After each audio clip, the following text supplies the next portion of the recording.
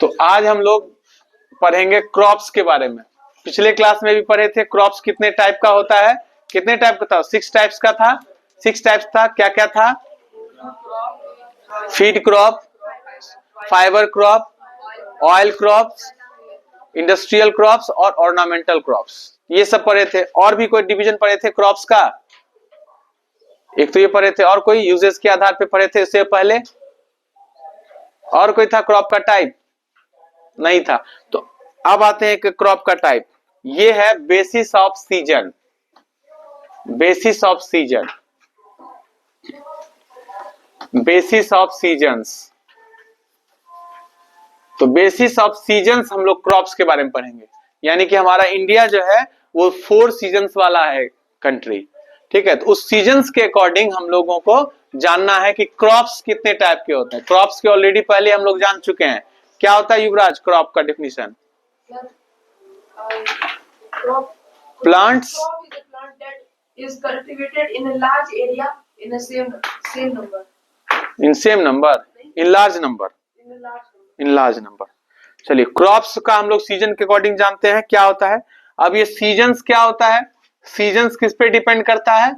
Seasons depend करता है climate पे। कैसा क्लाइमेट है, यानी हमारे इंडिया का जो क्लाइमेट है, इंडिया में भी जो पूर्णिया का क्लाइमेट है वो कटिहार से अलग होगा, किशनगंज से अलग होगा, ठीक है। फिर ये तो आपका वो डिस्ट्रिक्ट वाइज हो गया, स्टेट वाइज भी क्लाइमेट अलग होगा। यही वजह है कि यहाँ पर संतरा नहीं होता है। संतरा कहाँ होता है सबसे अच्छा? संतरा कश्मीर में होता है। संतरा कहाँ होता है? संतरा नागपुर में होता है। नागपुर में होता है संतरा, ठीक है। और ये आपको प्याज सबसे अच्छा कहाँ होता है? प्याज तो सब जगह होता है, प्याज के लिए क्लाइमेट उतना खास मायने नहीं रखता है। फिर आपको अगर एप्पल की बात करें तो एप्पल कहाँ अधिक होता है? शिमला, हिमाचल प्रदेश में का जो है कैपिटल, उसके जम्मू कश्मीर, ये सब मेन प्रोड्यूसर्स है इंडिया का। फिर आप यहाँ चाहेंगे बिहार में करना, एप्पल हो पाएगा? तो क्या उसको डिस्टर्ब करेगा? वहां का क्लाइमेट।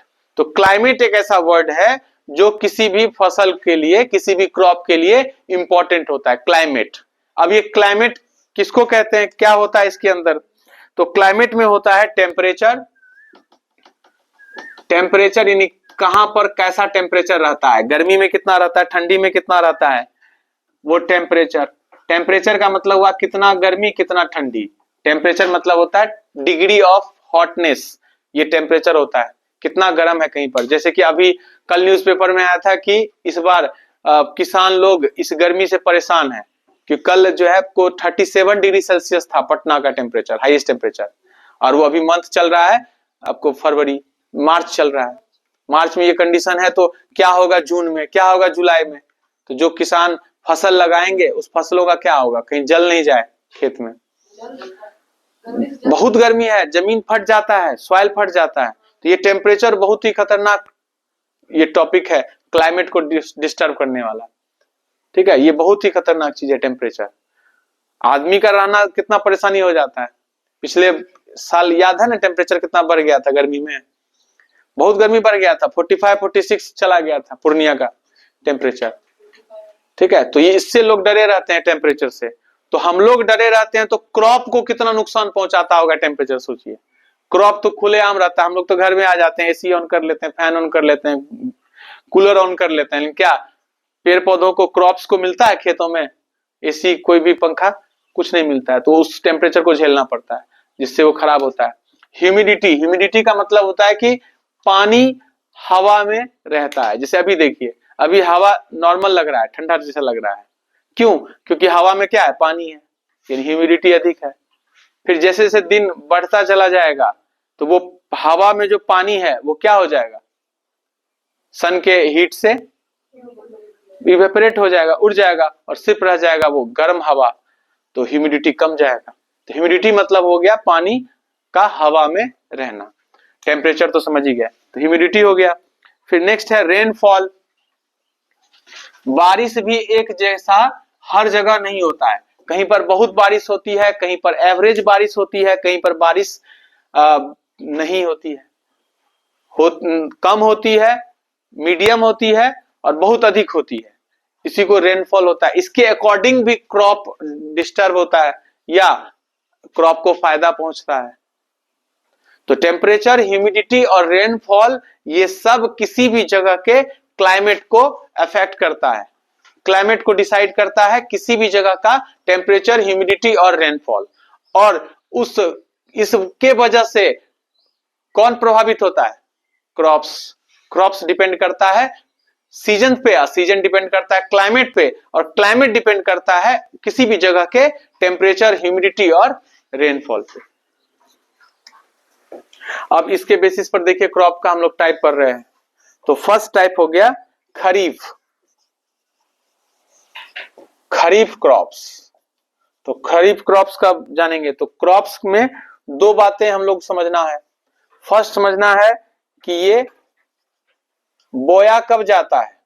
बोया मतलब होता है कि उसको मिट्टी में लगाना। तो सीड को हम लोग लगाते हैं और किसी किसी पार्ट का छोटा छोटा टुकड़ा लगाते हैं, जैसे कि शुगर कैन जो इंडस्ट्रियल क्रॉप है उसको क्या करते हैं हम लोग, उसका छोटा छोटा टुकड़ा मिट्टी में गाड़ देते हैं, उसी से बड़ा सा प्लांट हो जाता है शुगर कैन।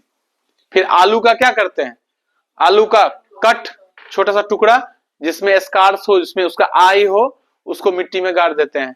फिर उससे वो प्लांट बन जाता है और मिट्टी के अंदर बहुत सारा, एक पौधा में 3 4 5 आलू निकल जाता है। तो ये सोइंग मतलब हुआ बोना। जैसे कि मेज है, मक्का का क्या होता है, एक सीड होता है, ऐसे पकड़ते हैं सीड को और मिट्टी जो ढीला किया जाता है उसको जमीन में गाड़ देते हैं, तो उसको सोइंग कहते हैं। सोइंग मतलब हुआ कि प्लांटिंग सीड्स और पार्ट्स ऑफ प्लांट्स, तो इसको बोना कहते हैं। तो ये सोइंग मंथ्स कौन सा होगा, किस महीने में बोया जाएगा, लगाया जाएगा, तो इसका हो गया रेनी सीजन। बारिश के समय इसको बोया जाता है। तो बारिश के समय जिसे बोया जाता है, सोइंग किया जाता है, लगाया जाता है खेतों में, उसको खरीफ क्रॉप्स कहते हैं। बारिश के समय, बरसात के समय। और भारत में ये रेनी सीजन कौन महीना से कौन महीना तक चलता है, जून से लेके सितंबर। जून से सितंबर का जो मंथ है वो इंडिया में रेनी सीजन का होता है। और रेनी सीजन में किसान क्या करते हैं, खरीफ क्रॉप्स लगाते हैं, खरीफ क्रॉप्स लगाते हैं। अब खरीफ क्रॉप्स में कौन कौन से क्रॉप्स आते हैं ये भी पूछा जाता है। तो खरीफ क्रॉप्स में हो गया पैडी को कहते हैं धान, जिससे राइस निकलता है। फिर हो गया मेज, उसके बाद सोयाबीन, ग्राउंडनट,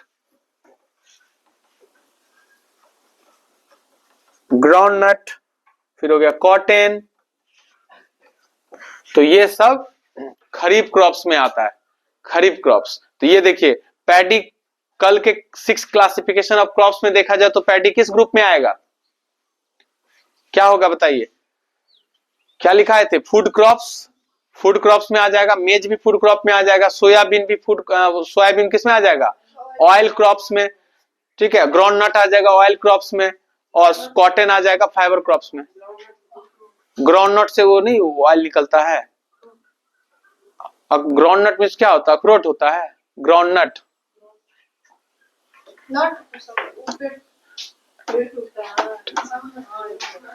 समझ गए ये। तो खरीफ क्रॉप समझ में आ गया। तो खरीफ क्रॉप से कौन कौन सा क्वेश्चन फ्रेम होगा, सबसे पहले क्वेश्चन जो बनेगा वो कब लगाया जाता है। अगर आपको पूछे कि व्हाट आर खरीफ क्रॉप्स, तो आप क्या लिखिएगा, kharif crops are crops which are sown in the rainy season. आप ब्रैकेट में लिख दीजिएगा June to September. And the examples of crops are, या crops cultivated in kharif crops are paddy, maize, soybean, groundnut and cotton. इतना लिख दीजिएगा। अगर 3 marks का खरीफ क्रॉप्स तो हो जाएगा खरीफ क्रॉप्स। समझ में आ गया। सेकंड देखते हैं हम लोग, बीच में रखिएगा जगह, ये जायद के लिए, क्योंकि खरीफ और रबी के बीच का जो टाइम होता है उसमें जायद क्रॉप लगाते हैं, तो उस बीच में रखिएगा जगह। अब लिखिए रबी। अब रबी क्रॉप्स, तो जैसे खरीफ में 2 बात हम लोग समझे, एक पढ़े कि सोइंग मंथ्स कौन सा है, किस महीने लगाते हैं खेतों में और कौन कौन से क्रॉप्स आते हैं। उसी तरह से रबी क्रॉप्स में भी हम दो बात लिखेंगे। सबसे पहले लिखेंगे सोइंग मंथ्स, किस महीने लगाया जाता है सोइंग मंथ्स, और एक लगेगा बनेगा पॉइंट कौन कौन सा क्रॉप्स आता है इसमें। तो ये होगा आपको रबी क्रॉप्स विंटर सीजन में। विंटर जैसे वो रेनी सीजन में हुआ था खरीफ, ये विंटर में होगा, जाड़े के दिनों में ये खेत में लगाया जाता है विंटर सीजन।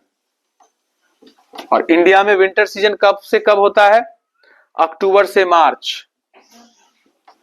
सर हाँ छोड़ दीजिए उसको, इग्नोर कीजिए। किसका है, हाँ कट कीजिए उसको। अक्टूबर टू मार्च, ये जो विंटर सीजन चलता है इंडिया में वो अक्टूबर से मार्च। रेनी सीजन जो चलता है जून से सितंबर। तो रेनी सीजन में जो लगेगा खरीफ क्रॉप्स कहेंगे, paddy, maize, soybean, groundnut, cotton. और रबी क्रॉप्स में आ गया जो खेतों में लगाया जाता है, सोइंग मंथ मतलब होगा खेत में बोना लगाना, वो विंटर सीजन में। और विंटर सीजन चलता है इंडिया में अक्टूबर से मार्च। अक्टूबर में स्टार्ट हो जाता है विंटर सीजन, जाड़े के महीने शुरू हो जाते हैं और मार्च में जाते जाते खत्म हो जाता है, फिर नया सीजन आ जाता है बीच में। तो क्रॉप्स इसमें क्या क्या लगेगा, wheat, gram, P, wheat, gram, pea, mustard,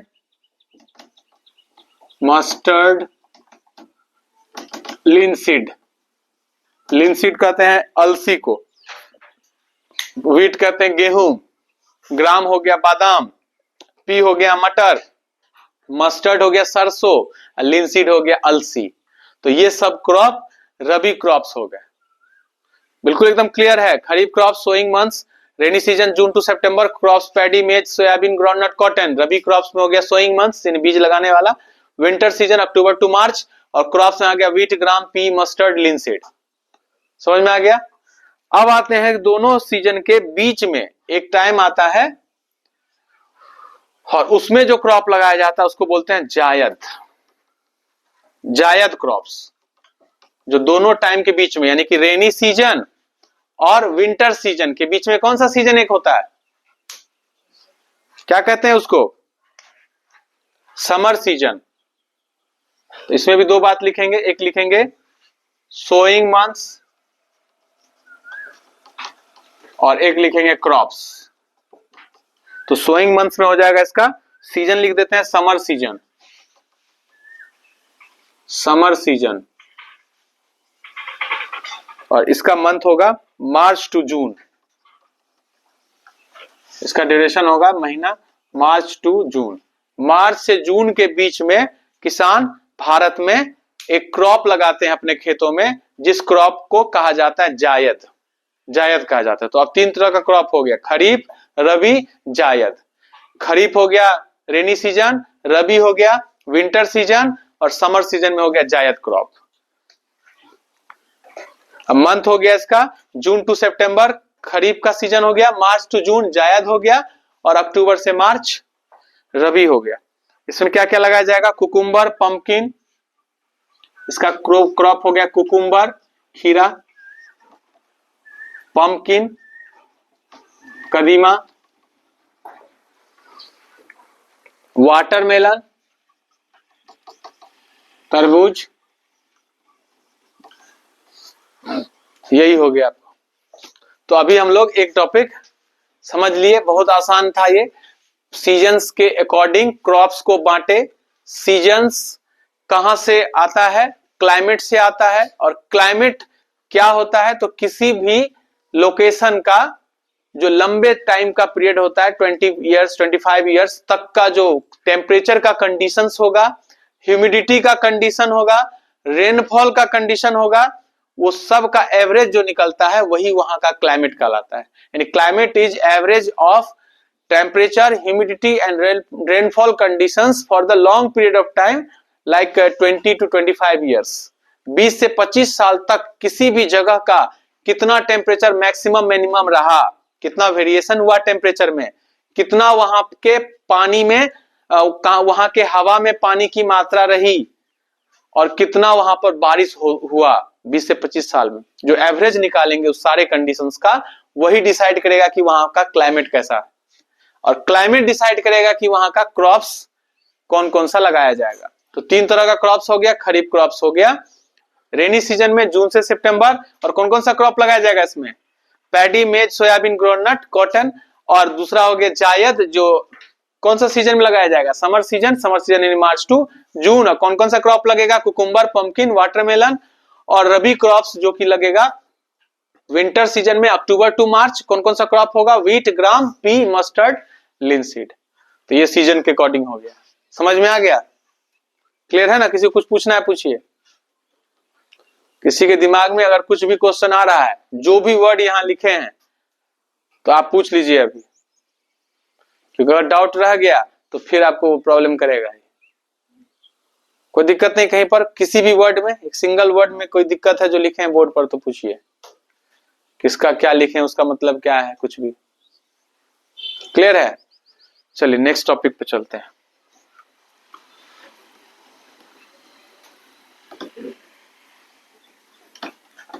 इसको रिवीजन करते रहिएगा, जो पढ़ा रहे हैं रिवीजन करते रहिएगा। टेस्ट किसी भी दिन हो सकता है, टेस्ट किसी भी दिन हो सकता है। चलिए अब हम लोग पढ़ेंगे बेसिक प्रैक्टिसेस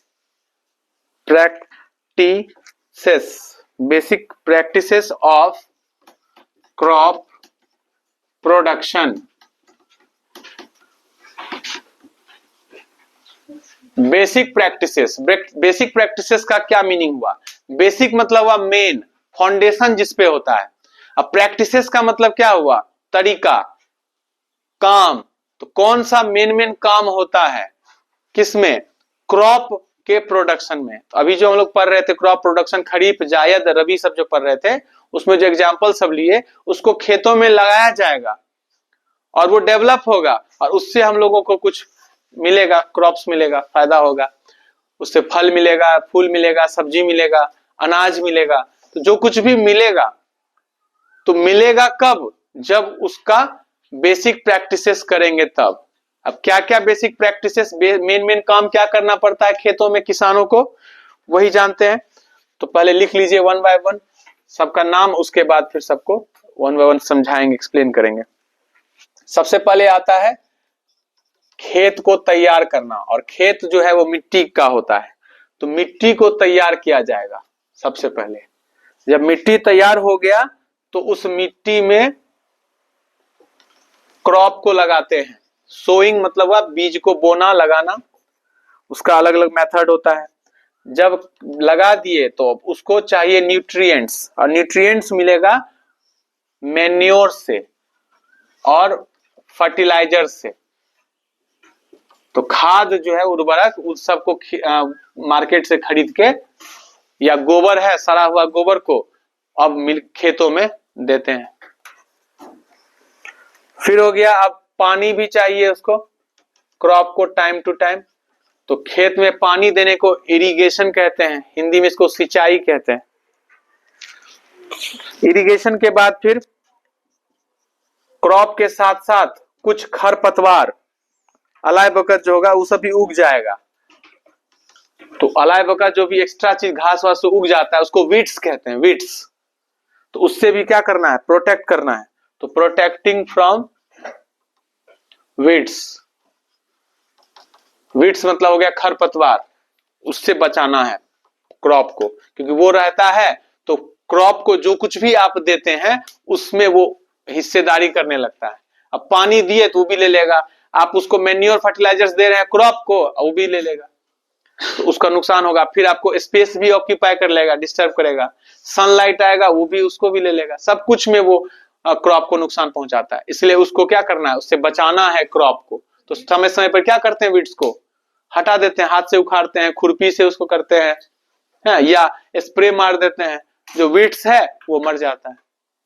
वीड्स मतलब हो गया घास फूस जो नहीं उग जाता है फसल में, तो उसको हटा दिया जाता है। उसका भी मेथड पढ़ेंगे डिटेल में, क्या क्या कैसे करते हैं। फिर अब फसल तैयार हो गया तो फसल को काट के घर लाना है। तो फसल कटाई को अंग्रेजी में हार्वेस्टिंग कहते हैं। हार्वेस्टिंग मतलब फसल को काटना है। अब फसल काट लिया, उसको क्या करेंगे, फेंक देंगे कि एक ही बार में खा लेंगे सब फसल? उसको पहले जमा करके रखना होगा, स्टोरेज करना होगा। टाइम टू टाइम जितना जरूरत है उस हिसाब से खाते हैं, तो स्टोरेज करना है उसको सही ढंग से। तो ये सब काम हो गया 7 प्रैक्टिसेस। देखिए 7 डेज होता है मंथ, इसका वीक में, देखिए 7 काम भी है। यानी मंडे को सॉइल बनाइए, सॉइल तैयार करिए, ट्यूसडे को बो दीजिए, वेडनेसडे को मैन्योर फर्टिलाइजर्स मिला दीजिए, थर्सडे को पानी दे दीजिए, इरिगेशन कर दीजिए, और फ्राइडे को क्या करना है, उसको वीट से बचाना है, सैटरडे को काट लीजिए और संडे को उसको जमा कीजिए। 7 प्रैक्टिसेस हो गया, like Monday to Sunday 7 practices. याद हुआ? फर्स्ट क्या हुआ, प्रिपरेशन ऑफ सॉइल, मतलब उसको एकदम पीरियडिकली देख लीजिए कि किसान करता क्या है। किसान की तरह इस चैप्टर को पढ़ना है। पहले किसान क्या करता है, मिट्टी को ढीला करता है, मिट्टी को तैयार करता है ताकि उसमें बीज को बो सके। जब बीज बो देता है तो उसको फर्टिलाइजर्स और मैन्योर यानी कि न्यूट्रिएंट्स देता है मार्केट से खरीद के, वो दिया। फिर उसके बाद पानी का जरूरत पड़ता है, इरिगेशन, यानी ये खा लिया, मैन्योर फर्टिलाइजर्स खा लिया, तो अब खाने के बाद हम लोग कुछ देर के बाद क्या करते हैं, पानी पीते हैं, तो पानी दिया जाता है। पानी के बाद फिर अब उसके साथ एक्स्ट्रा सब भी जो आदमी आ गया, बिना बिना बुलाए मेहमान जो आ जाता है, तो उसको क्या किया जाता है, उससे बचाया जाता है मेहमान को। जो ओरिजिनल मेहमान है उसको अच्छा स्वागत किया जाता है, जो बिना बुलाए आ गया उसको क्या किया जाता है, भगा दिया जाता है, उसको मार दिया जाता है। फिर जब हो गया फसल तैयार तो अब उसको काटा जाएगा।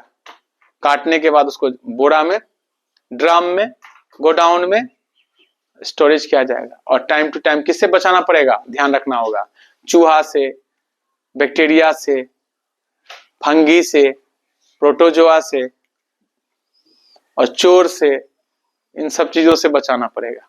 बहुत तरह का बीमारी भी हो जाता है, उस सब के लिए धूप लगाना है, समय समय पे स्प्रे करना है। तो ये सब हो गया, लिख लिए? चलिए अब पहले आप फर्स्ट पॉइंट क्लियर करते हैं, प्रिपरेशन ऑफ सॉइल, मिट्टी को तैयार करना।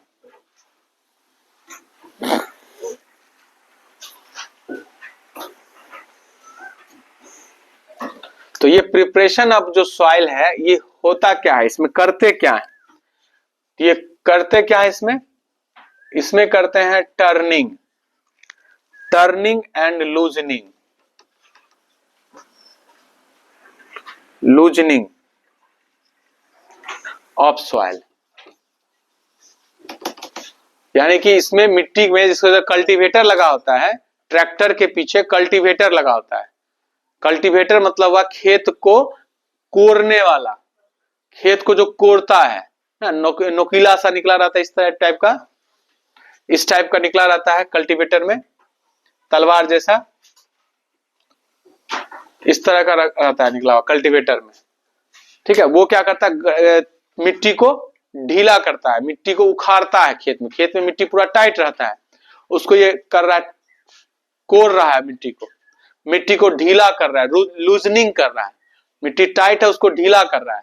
ढीला कर रहा है तो क्या हुआ कि नीचे जो मिट्टी है वो ऊपर आ रहा है, ऊपर का मिट्टी नीचे जा रहा है, यानी मिट्टी ढीला हुआ और टर्निंग हो रहा है, मिट्टी पलट रहा है, उलट पलट रहा है। यही काम हुआ प्रिपरेशन ऑफ सॉइल। समझ में आया? मिट्टी को क्या करना है, ढीला करना है और उसको पलटना है, मिट्टी को पलटना है। नीचे मिट्टी ऊपर गया, ऊपर का मिट्टी नीचे गया, मतलब उसको पलटना है। मिट्टी को पलटना और मिट्टी को ढीला करना ही कहलाता है प्रिपरेशन ऑफ सॉइल। और इसी बात को अंग्रेजी में कहते हैं टर्निंग मतलब पलटना, और लूजनिंग मतलब ढीला करना।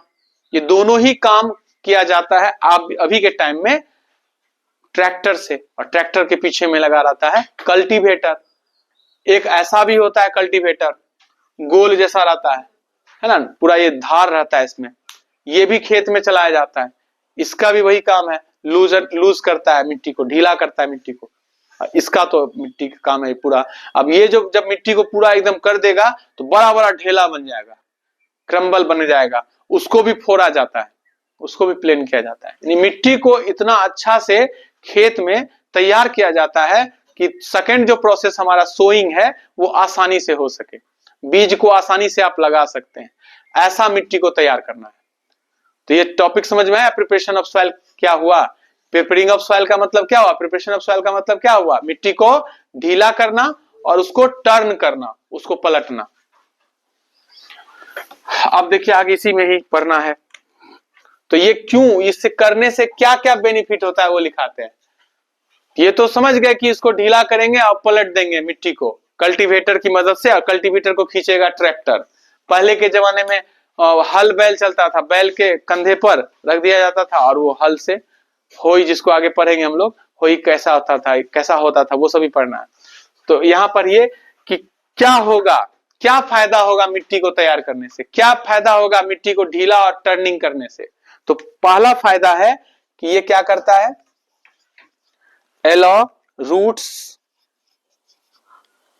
to penetrate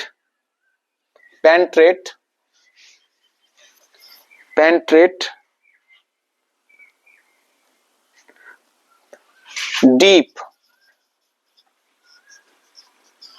into the soil।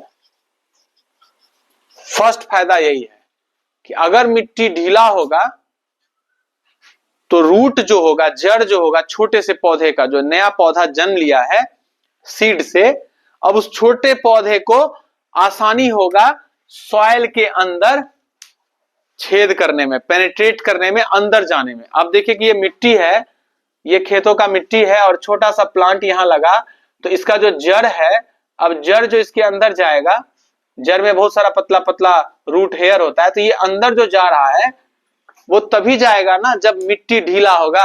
अब मिट्टी रहेगा टाइट, एकदम ऐसे टाइट है, क्या इसको जाने देगा, इसका जड़ क्या होगा, ऐसे ऊपर में जाएगा, जाने नहीं देगा ऊपर, और कुछ दिन के बाद मर जाएगा। पानी नहीं मिलेगा उसको, न्यूट्रिएंट्स नहीं मिलेगा, ह्यूमस नहीं मिलेगा, सब कुछ तो मिट्टी के अंदर है। अब मिट्टी ढीला हुआ ही नहीं है, यानी अच्छे से प्रिपरेशन ऑफ सॉइल नहीं हो पाया, मिट्टी ना ही ढीला हुआ और ना ही टर्निंग हुआ।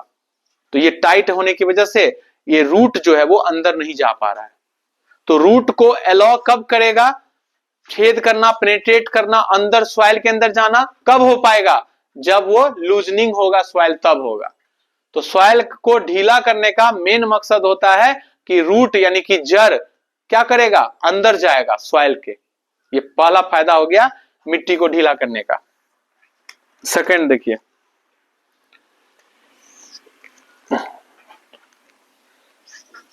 allow roots to breathe। अब सांस सिर्फ हम लोग ही नहीं लेते हैं, पेड़ पौधे प्लांट्स भी सांस लेते हैं। अब प्लांट्स को इन्हें लार्ज स्केल, इन्हें ए पार्टिकुलर एरिया जो लगाते हैं उसी को क्रॉप्स कहते हैं। तो खेतों में लगे हुए फसलों में जो पौधे होते हैं उनको सांस लेने का भी जरूरत है, और वो सांस लेते हैं जड़ से, रूट से सांस लेते हैं। और सांस जो लेते हैं वो मिट्टी में जो फंसा हुआ रहेगा ऑक्सीजन, उसी को वो सांस लेते हैं। मिट्टी में के जो पार्टिकल्स होते हैं उसमें जो हवा फंसा हुआ रहता है उसी को वो ब्रीथ करते हैं, अंदर लेते हैं, ब्रीद इन करते हैं। तो अब ब्रीद इन कब होगा, जब मिट्टी टाइट रहेगा या मिट्टी ढीला रहेगा। हवा कब फंसेगा मिट्टी में, ढीले मिट्टी में हवा फंसेगा कि टाइट मिट्टी में हवा फंसेगा, बताइए। ढीला मिट्टी, ढीला रहेगा तो उसमें हवा फंसेगा। तो ढीला मिट्टी अगर करते हैं प्रिपरेशन ऑफ सॉइल के टाइम में, तो रूट जो है वो आसानी से सांस ले पाता है, मिट्टी में सांस ले पाता है। तो मिट्टी में सांस कब ले पाएगा, जब मिट्टी ढीला रहेगा, और ये तभी पॉसिबल है जब मिट्टी को हम लोग क्या करेंगे, ढीला करेंगे। तो सेकंड आपको बेनिफिट हुआ कि ये प्रिपरेशन ऑफ सॉइल से, कि पेड़ पौधा जो होगा यानी क्रॉप का जो पौधा है वो उसका जड़ सांस ले पाता है। सेकंड बेनिफिट हुआ, इजीली, आसानी से सांस ले पाता है। थर्ड क्या बेनिफिट्स है प्रिपरेशन ऑफ सॉइल का, अलाउ टू ग्रो, ये मौका देता है अर्थवॉर्म को जो कि किसानों का दोस्त है, माइक्रोब्स को, बहुत सारे बैक्टीरिया को, माइक्रोब्स को सॉइल में। तो सॉइल में बहुत सारे माइक्रोब्स होते हैं और बहुत सारे क्या होते हैं, अर्थवॉर्म्स होते हैं, जिसको क्या जरूरत पड़ता है, वो ग्रो करने का। ग्रो करने से क्या होगा, उसको स्टॉप कीजिए। तो क्या हम बता रहे हैं कि ये जो क्या करेगा, अगर हम मिट्टी को तैयार करेंगे, यानी मिट्टी को ढीला करेंगे और उसको उलटेंगे पलटेंगे टर्निंग करेंगे, तो बहुत सारे माइक्रोब्स होते हैं, बहुत सारे कीड़े होते हैं जो किसानों के दोस्त होते हैं। वो मिट्टी को ज्यादा फर्टाइल बनाता है, हेल्प करता है प्लांट्स को जो कि मिट्टी में लगा हुआ रहता है। तो बहुत सारे कीड़े मकोड़े, सूक्ष्म जीव कहते हैं इसको हिंदी में, और अर्थवर्म को केचुआ कहते हैं। तो केचुआ, अर्थवर्म जिसको चाली भी कहते हैं, नहीं इतना तरह का ऐसा रहता है, खेत में रहता है, इस तरह का रहता है, ठीक है, अर्थवर्म है ये। अर्थवर्म का प्रोडक्शन भी होता है, लोग इसको उपजाते भी हैं अर्थवर्म को और खेतों में छोड़ देते हैं। ये मिट्टी को क्या करता है, छोटे छोटे गोल गोल बना देता है, ऐसा सा छोटे छोटे दाना जैसा बना देता है मिट्टी को, ये अर्थवर्म। और ये बहुत ही मिट्टी को उपजाऊ बनाता है और इसी के बीच में ऑक्सीजन से फंस जाता है, गैस सब, जो इसको सांस लेने में आसान होता है। तो अर्थवर्म और माइक्रोब्स ये सब फसल के लिए अच्छा है, खेतों में होना चाहिए, और वो तभी ग्रो कर पाएंगे जब मिट्टी ढीला होगा, क्योंकि इन लोगों को भी जिंदा रहने के लिए ऑक्सीजन चाहिए, और ऑक्सीजन ये लोग मिट्टी से ही लेता है। और मिट्टी में जो स्पेस रहता है, जगह रहता है, उसी में हवा फंसता है और हवा में ही तो ऑक्सीजन है, तो वो ले पाता है। तो जिंदा रहने के लिए मिट्टी को ढीला रखना होगा, और इसको अगर आप जिंदा रख लिए, माइक्रोब्स को और अर्थवर्म को, तो वो आपको जिंदा रखने के लिए अच्छा फसल दे देगा, मदद करेगा। उसके बाद नेक्स्ट है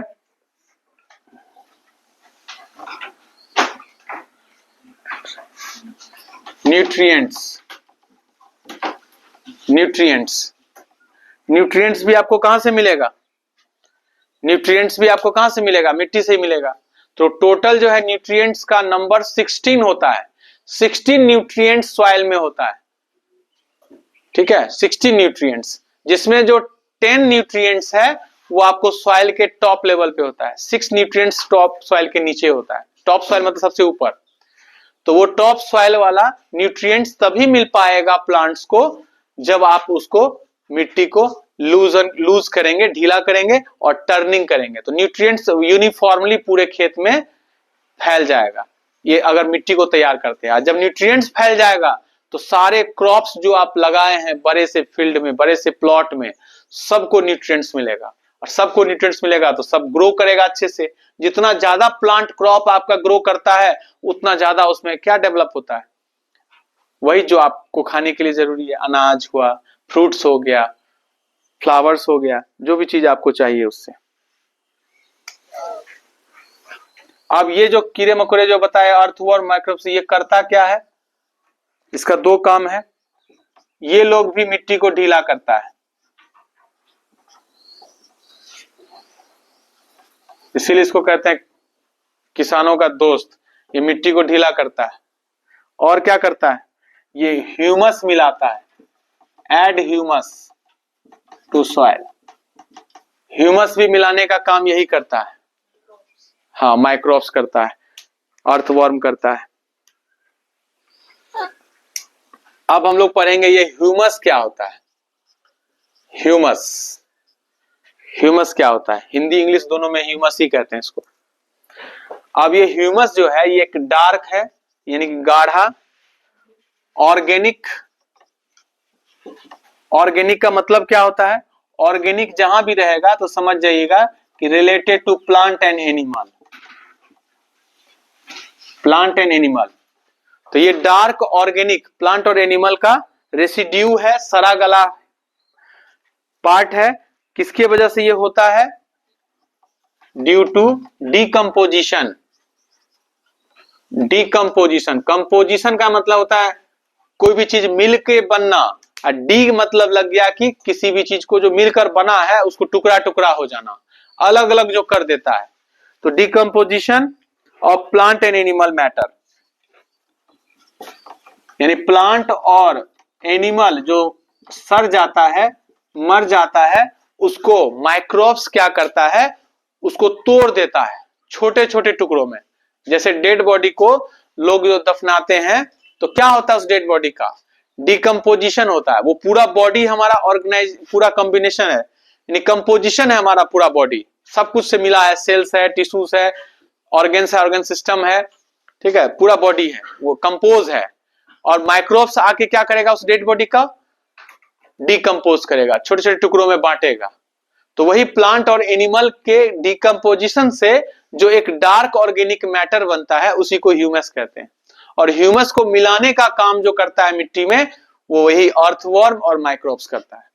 इसीलिए ये हमारे फ्रेंड होते हैं, हमारे किसानों के फ्रेंड होते हैं ह्यूमस। अब इस ह्यूमस का क्या काम है, इसका दो काम है। एक क्या करेगा, ये वाटर का रिटेंशन करेगा। रिटेंशन, रिटेंशन मतलब क्या होगा कि अब किसी भी कोई मिट्टी देखिएगा, कुछ मिट्टी में ऐसा होगा, जैसे पूर्णिया का मिट्टी में आप पानी डालिएगा तो पानी तुरंत क्या होगा, मिट्टी क्या करता है, उसको सोख लेता है। तो ये वाटर रिटेंशन नहीं हुआ। वाटर रिटेंशन का मतलब है कि कुछ देर तक पानी को वो रोक कर रखे। अब पानी खेतों में दिया जाएगा, किसान खेतों में पानी दिया, अब पानी सब चला जाए ग्राउंड वाटर के पास, तो कोई फायदा हुआ? क्रॉप्स जो लगाए हैं खेत में, जो प्लांट लगाए हैं, प्लांट को तभी फायदा होगा ना जब पानी को रोकने वाला कोई होगा। पानी को एक लेवल तक, मिट्टी जैसे ये मिट्टी है, अब यहां पर पानी को कोई रोक दिया तो जो रूट जो जाएगा यही ना रूट पहुंचेगा, इसी पानी में ना न्यूट्रिएंट सबको मिला के घोल के अब वो लीफ तक पहुंचाएगा उसको फोटोसिंथेसिस करने के लिए। तो न्यूट्रिएंट्स तो यहीं पर पानी में घुलता है, वाटर मिनरल सब मिलता है। तो मिलेगा तभी ना जब पानी होगा, और पानी तभी होगा जब उसको रोकने वाला होगा। और कोई रोकने वाला नहीं रहेगा तो सीधे हरा के कहां पहुंच जाएगा, सीधे ग्राउंड वाटर को रिचार्ज कर देगा और हम लोग ट्यूबवेल से निकालेंगे उसको। तो यानी कि खेतों में हम लोग पंपिंग सेट लगा के, मोटर लगा के पानी को बाहर लाए और फिर पानी चला गया वहीं जहां से वो आया था। क्रॉप को कोई फायदा हुआ? तो उसको रोकने वाला होता है ह्यूमस।